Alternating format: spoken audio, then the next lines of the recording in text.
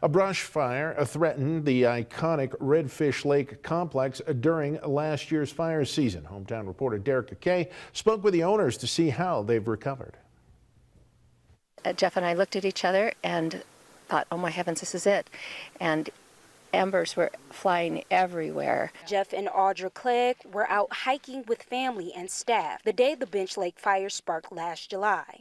The human-caused fire quickly spread from 40 acres to almost 100, which prompted the Forest Service to issue an emergency closure on the Redfish Lake complex and lodging area. I feel like it all happened so fast. And we have 115 employees that were all evacuated, that were displaced. They were intense. People gave up their homes to let our employees stay. Jeff and Audra Clegg owns Redfish Lake Lodge. According to them, the lodge opens from mid-May until October. Shutting down mid-season caused the couple to fall into a financial hole. Initially, we thought we'll be able to pay our employees for 2 or 3 days and hopefully everybody be back.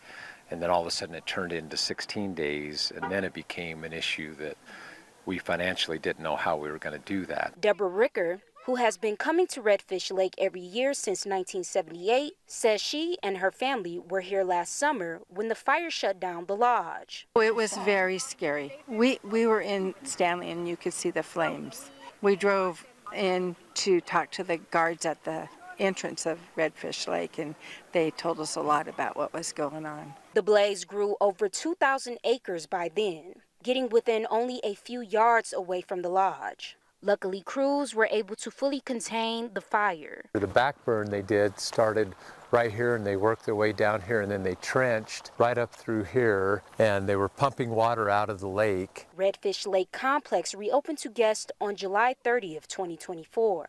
With community support, they were also able to relieve the financial burden from being out of business for almost a month. We're grateful. It ended up being a happy story. 1 year later, on the anniversary of the Bench Lake fire containment, the lodge is still thriving with family and friends, returning again to make up for lost time. We're grateful that it's still beautiful here, and the lodge is still here. We're very lucky. Derek Kay, KMVT News.